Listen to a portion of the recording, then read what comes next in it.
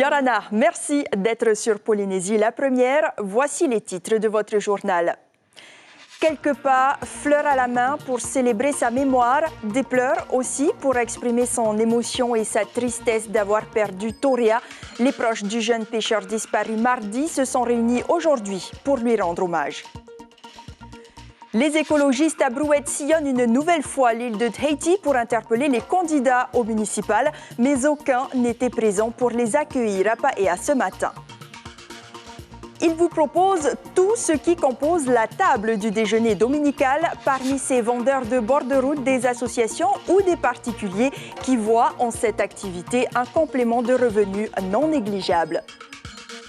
Il y a du surf dans l'actualité sportive du jour. Pas de houle pour l'ultime journée de compétition du championnat de Polynésie, mais qu'importe, c'est bien la passion qui a réuni les compétiteurs à Papenhau. Les finales du Challenge des Îles du Vent, lui, a rassemblé 200 personnes à Mahina pour promouvoir le volleyball. Les détails dans un instant avec Maruki Duri. C'était la plus grande exploitation agricole de l'île de Mangareva en 1999, mais à la fermeture du CEP de Hall, l'avenir des agriculteurs devenait incertain. C'est notre rubrique Fénois d'avant du dimanche. Pour ouvrir ce journal, un hommage à un jeune homme parti trop tôt. Beaucoup de monde ont salué la mémoire de Torea sur les lieux mêmes où il s'était noyé mardi dernier. Son décès lors d'une partie de pêche sous-marine en solitaire a ému de nombreux Polynésiens, des habitants des Raromatei, surtout archipel d'où il était originaire, Cheristem Fleur et Mirko Vanfou. Des fleurs flottant à 2 encablures du lieu où Torea a disparu à jamais. Ils sont arrivés par dizaines, bouquets à la main.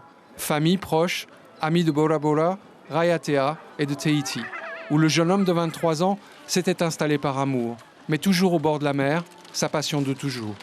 Oh que oui, nous sommes de Bora Bora. Il est né sur la plage de Matira. Il n'a jamais habité ailleurs que sur une plage. Donc voilà, comme tous ceux qui habitent au bord de la mer, il pêchait, il aimait ça. Il était heureux parce qu'il avait trouvé l'âme sœur. Je croyais qu'on était tout seul dans la douleur, mais en fait, il y a des milliers de personnes qui sont avec nous et je remercie encore. C'est bien qu'on n'est pas tout seul.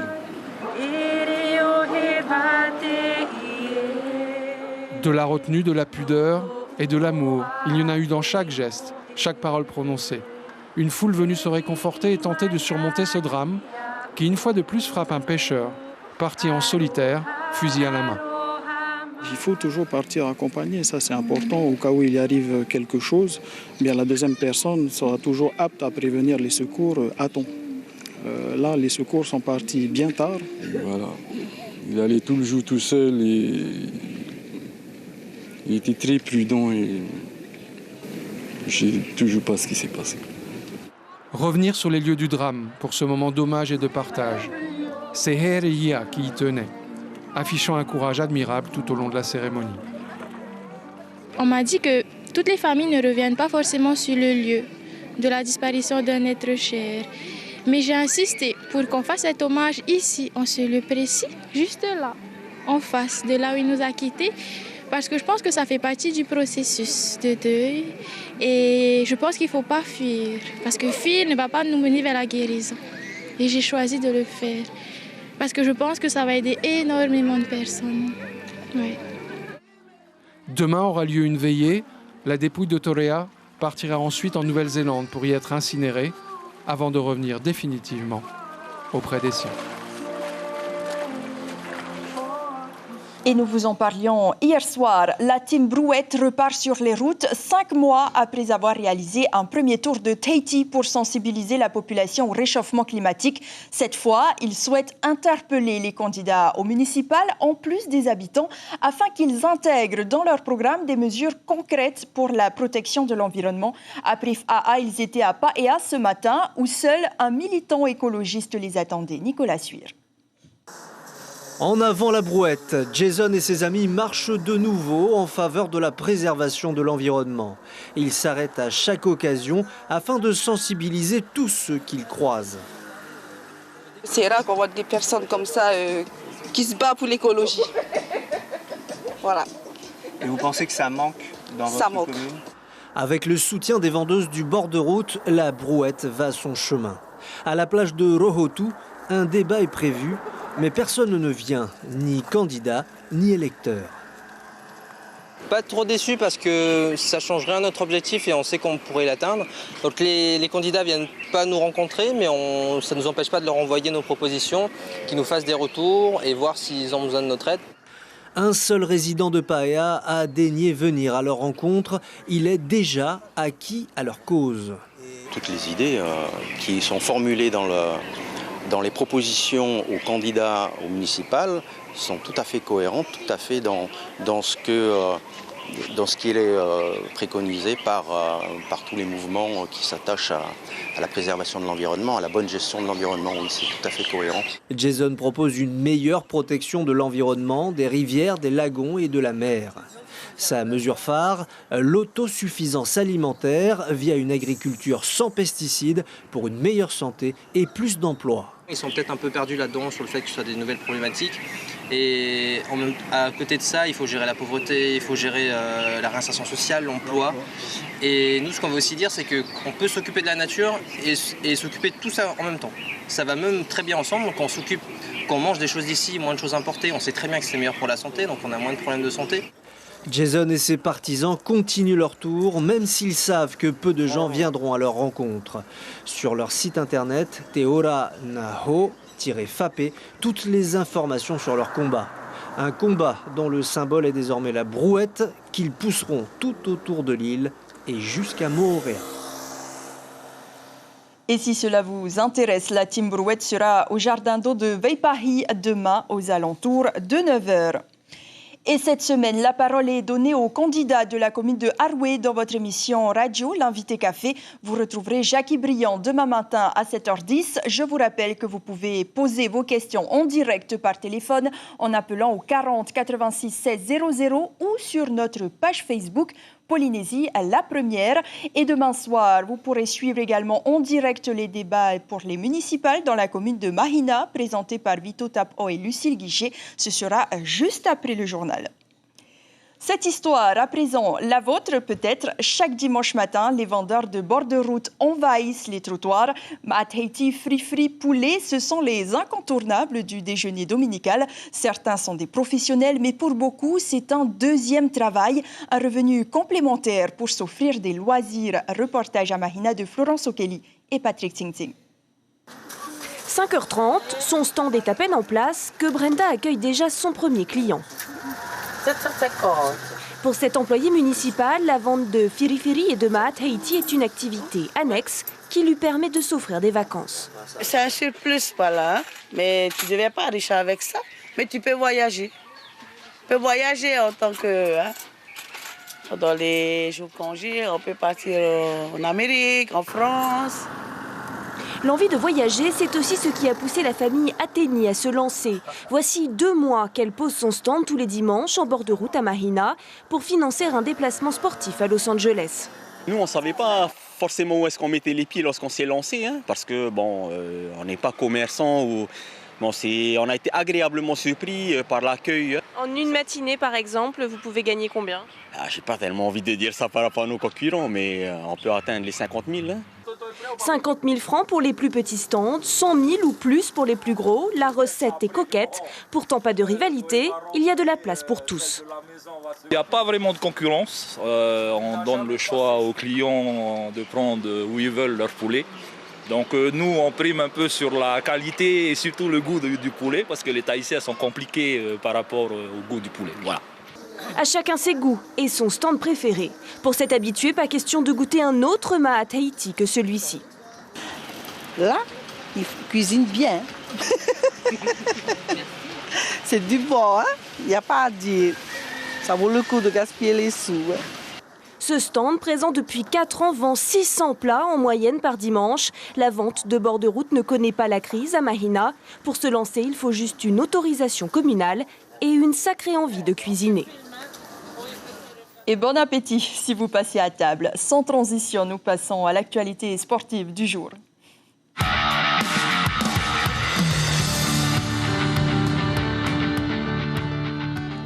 Bonsoir Marouki. Bonsoir Ayata. Alors, qu'y a-t-il au menu de notre page sportive ce soir? Du football, du volleyball, de la pétanque ou encore du tennis. Mais d'abord, on prend la direction de Papenhau où se tenait hier et aujourd'hui la première étape du championnat de Polynésie, là où la BC pour cette ultime journée de compétition. Mais qu'importe, James O et Marcel Bono ont eu l'occasion de revoir quelques revenants comme Hayari Williams ou encore Mihi Manabrae. Regardez.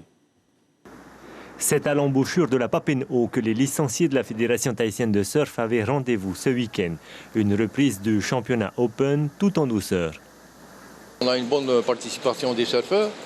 Et bon, et on a, comme d'habitude, on a toujours encore qui sont en retard, ils n'ont pas payé leur licence, enfin ils ne sont pas à jour de leur cotisation et tout, pour le certificat médical et tout. Mais sinon, la majorité des surfeurs sont présents, quoi. Parmi les participants en catégorie surf, de grosses pointures ont fait leur comeback en compétition locale. Steven Pearson, Mihi Manabrae ou encore Hayari Williams. Un peu de stress parce qu'il n'y a pas trop de vagues et c'est un peu bon dans les petites vagues. Non mais bon voilà, après on s'amuse aussi quoi. C'est cool. Ça t'a manqué la compétition? Beaucoup après 2 ans de sanctions, ouais, quand même. Là, bien content d'arriver en demi-finale après 2 ans d'absence. Sympa quoi. Je coach pas mal les petits en teen surf session. Donc ça m'a remotivé un peu pour venir faire des compètes et leur montrer que le coach il est toujours là à surfer, à mettre en pratique ce qu'il essaye de faire, ce que j'essaye de faire travailler avec eux. Donc voilà, ils sont contents de me voir arriver en finale et je pense que ouais, c'est un bon compromis, coacher les jeunes et, voilà, et participer à quelques compètes, au moins faire l'effort dans l'année d'en faire quelques-unes, quoi. En fait, moi, ça fait comme 4 ans que je ne fais plus de compétition au niveau local et que j'essaye de voyager et faire les compétitions à l'international pour me mesurer et vraiment atteindre mes objectifs. Mais ça fait toujours du bien de revenir ici à Tahiti entre compétitions. Là, je repars dans 10 jours pour l'Australie et juste pour garder le rythme d'être dans une série de 25 minutes et choisir tes 2 meilleures vagues. C'est un entraînement en fait et ça fait plaisir de venir surfer avec les locaux ici, quoi. Donc c'est cool et puis ouais, c'est toujours bien de surfer à la maison sur les spots et avec de belles vagues et tout, quoi. Prochain grand rendez-vous pour l'élite du surf polynésien, la Rangiroa Pro du 2 au 6 mars prochain, suivi de la Papara Pro du 9 au 13 mars. Et pour la petite histoire, la compétition a été remportée par Taumata Puhetini. Du volleyball maintenant avec les finales du challenge des îles du vent des jeunes. Ils étaient presque 200 à avoir participé au challenge hier du côté de Mahina dans 6 catégories différentes. 3 des 4 districts étaient représentés, toujours dans un bon esprit car l'objectif principal était bel et bien la promotion du volleyball auprès des plus jeunes. Reportage. Ils ont entre 6 et 13 ans et disputent pour certains leur première phase finale d'une compétition de volleyball. Une dizaine de clubs présents, une soixantaine de matchs organisés pour 6 catégories au total, poussins, benjamins et minimes, que ce soit filles ou garçons. Les plus jeunes n'ont pas à rougir, les bases du jeu sont bien là et la passion du volleyball tient souvent de famille. T'as le service, t'as la passeuse, le contre, l'attaque et la réception. Donc ça fait depuis l'année dernière qu'elles ont commencé à jouer en poussine. C'est leur 2e année poussine. Elles aiment bien le volleyball. Elles veulent aller aux entraînements tous les mercredis et tous les vendredis. C'est un sport de famille un peu le volleyball? Oui, c'est ça, c'est de famille. Parce que du coup, le club, il appartient au grand-père de ces 3 petites. Le constat, peu importe l'âge ou le niveau, les jeunes participants ont eu tendance à se mettre la pression. Du coup, les entraîneurs sont aussi là pour les rassurer. Et non pour nos enfants, hein. C'est la première fois. Du coup, tu es obligé d'encadrer ces enfants-là, ces jeunes-là, hein. Surtout les poussines. Ils pensent qu'on doit venir ici pour gagner. Mais non, tu dois donner un conseil ou sinon un espoir, c'est non, vous venez ici, vous découvrez énormément de clubs. Le Pirée Volley Club a remporté la majeure partie des prix, mais hier, pour les jeunes volleyeurs, l'essentiel était ailleurs. On continue de parler volleyball marouki, mais cette fois au Raromat et plus précisément à Raiatea. Hier soir, samedi, comme quasiment tous les week-ends, la salle Omnisport d'Avera organisait un événement sportif sous la houlette de l'association Tamarino Taputapuatea qui œuvrent pour le sport. Cette fois, c'était du volleyball. L'équipe féminine de Toamana de Ta'a est venue affronter sur ses terres la Fédération des associations de jeunes de Uturwa. Ta'a s'est imposée 3-7-2. Chez les hommes, victoire écrasante des Toamana, 3-7-0 face au Tamari Puohuini. Et on reste dans les îles avec le championnat de pétanque des Marquises. Il y avait plus d'une centaine de participants réunis à Hivaoa, Maruki, là où la pétanque est une véritable institution. Il y avait 32 doublettes hommes et 16 doublettes femmes réunies pour ce tournoi. Pour certaines équipes, comme celle venue de Tahuata, il a fallu mobiliser 2 bonitiers pour le transport jusqu'à Hivaoa. À noter que les gagnants du championnat des Marquises vont partir aux épreuves sélectives fin mai à Papeete pour tenter de décrocher des places pour les championnats de France ou les championnats du monde. L'engouement en tout cas était réel à Hivaoa ce week-end. À noter que le district est composé de 5 clubs pour 140 licenciés. Et on laisse la pétanque de côté. Comme promis, hier soir, on vous emmène désormais à la rencontre du club de football de Tiaret-Haiti qui va disputer la prochaine OFC Champions League, Maruki. Ce club de Tiaret-Haiti est basé à Afreitu sur l'île de Moorea. Et l'année dernière, les Verts ont fini 2e du championnat derrière la SV Nus. Actuellement, tenez-vous bien, ils sont leaders depuis hier, moment choisi par James O et Sandroli pour tourner ce reportage. C'est une première dans l'histoire du club de Moorea. Les joueurs de Tiaret-Haiti participeront du 29 février au 6 mars prochain aux phases de groupe de la O-League, la Ligue des clubs champions d'Océanie. On est prêt pour la compétition, pour la O-League et pour les championnats, on se prépare. Mais après, on essaie d'aller match par match pour bien se préparer pour la O-League. Depuis le mois de janvier, Tiaret-Haiti compte parmi ses rangs 2 joueurs du Bénin, Bryson Avodage et Bio Odochabi. Objectif pour l'entraîneur Vatia Terei, renforcer l'équipe pour la O-League. Ça fait un mois et demi qu'ils sont là et chaque semaine ils avancent, ils progressent et ils apportent beaucoup à l'équipe. Donc je pense qu'ils vont répondre présent dans 2 semaines à la compétition. Bon, on n'est pas encore totalement prêt, on n'est jamais prêt, mais bon, on est mieux. On va essayer d'aborder quand même la compétition dans les meilleures conditions possibles. Au total, Tiaret-Haiti disputera 3 matchs, le premier contre Salomon Warrior, le deuxième contre Tupapa Marenga des îles Cook et enfin contre le club Magenta, vice-champion titre de la O-League. Quels sont les atouts de Tiaret-Haiti? Les atouts, à mon avis, c'est l'envie de vouloir le faire. On existe depuis 1948, donc ce sera la première fois qu'un club comme nous, qui sommes de Montréal, pour aller jouer un tournoi international. Donc c'est vraiment l'atout, c'est de vouloir le jouer, ce tournoi, c'est tout. Les joueurs de Tiaret-Haiti s'envoleront le lundi 24 février pour la Nouvelle-Calédonie via Auckland. Et Tiaret-Haiti qui a donc gagné 2-0 hier contre JT et qui est leader du championnat. On passe au tennis avec le Master des jeunes dont les finales se pourraient disputer mardi. Oui, ce sont les meilleurs joueurs et joueuses de Polynésie de la saison 2019. Ils sont âgés de 11 à 16 ans et en fonction de la météo et de la tenue ou non des matchs, leur finale pourrait avoir lieu donc mardi soir. Anne Kriki-Leisner, la directrice technique de la Fédération tahitienne de tennis, nous en dit plus sur ce Masters jeune au micro de Marcel Bonneau. On fait une sélection des 8 meilleurs, un classement, un ranking du top 8 des jeunes joueurs polynésiens dans chaque catégorie d'âge et qui se jouent entre eux en fait avec plusieurs matchs sur une semaine pour on va dire récompenser le top 3 à la fin de chaque catégorie d'âge. Et puis on termine avec cette image de surf pour nous mettre de bonne humeur pour cette semaine à venir. Kaolivast et Emeo Sermak se sont amusés comme des fous à Te Ahupu il y a 2 jours. Ils ont même partagé plusieurs vagues. Cette facilité, ça fait vraiment rêver. On vous laisse apprécier.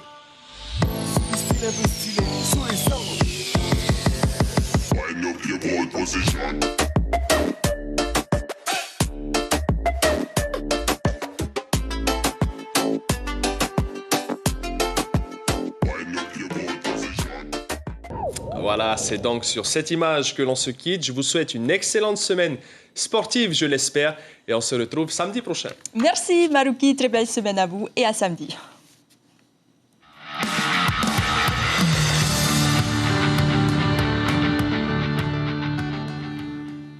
Place à notre rubrique nostalgique du dimanche. En avril 1999, les légionnaires quittaient l'île de Hao 2 ans après la fin des essais nucléaires. Un départ qui annonçait également la fin des exploitations agricoles de Mangareva. Reportage sur place de William Cromwell.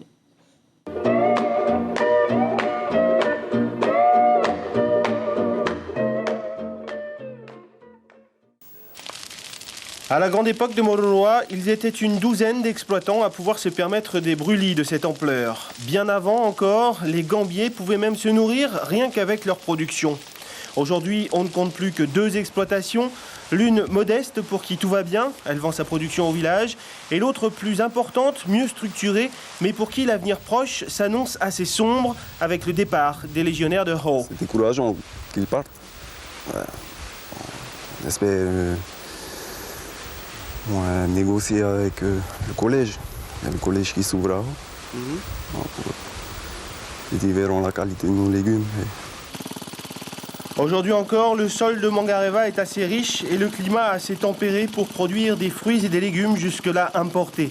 Certains rêvent d'en faire un grenier de la Polynésie avec des cerises, des pommes, des brocolis et bientôt même des fraises, si seulement le coût des transports était plus favorable.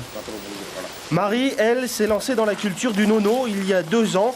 Une production modeste, entre 2 et 9 fûts par mois. Un petit plus, une aventure qui a surpris. D'abord, venant d'une femme, c'est fou. Et plus planter du nono, peut-être planter des choses à manger, par exemple des tomates, des concombres. Mais c'est pas... Ça nécessite beaucoup d'entretien, beaucoup d'eau. Les Mangaréviens souhaitant planter utile et facile, Marie ne craint pas trop la concurrence. De toute façon, la terre est assez riche pour que chacun ait son petit jardin où il plante juste ce dont il a besoin. C'est la fin de cette édition. Avant de la refermer, un rappel de l'information du jour. Un hommage pudique a été rendu à Touria ce matin par ses proches, ses amis, des inconnus aussi pour qui sa disparition était touchante. À 23 ans, ce jeune homme s'est noyé lors d'une partie de pêche sous-marine en solitaire. Une veillée aura lieu demain avant qu'il ne soit incinéré en Nouvelle-Zélande. L'actualité à venir. Demain, l'association 193 élira son nouveau bureau suite à la démission de Jerry Gooding qui se présente aux élections municipales. Jeudi, la Cour de cassation se prononcera sur le pourvoi de Gaston Floss concernant son inscription sur les listes électorales de Papeete. Et enfin, samedi, s'ouvre le Salon de l'agriculture à Paris, une exposition à laquelle participent des agriculteurs polynésiens. Et nos produits sont d'ailleurs régulièrement primés à l'image du rhum de Ta'a et de Papara. Et enfin, un coup d'œil sur les titres de la presse écrite demain. La Dépêche revient également sur ce dernier hommage rendu à Touria. Et un sujet touristique pour Tahiti Info, les touristes perdent la côte. Merci de rester fidèle à votre chaîne publique. Un film français est à suivre sur votre antenne, La Villa d'Amalia. Retrouvez vos prochaines informations demain matin en radio avec Ibrahim Ahmedazi et Carlos Natua. Demain soir, Thomas Iteporwar et Brigitte Olivier prennent les commandes de vos journaux télé. Portez-vous bien, très belle semaine. On se quitte en musique avec le concert des professeurs du conservatoire. C'était hier à la Maison de la Culture.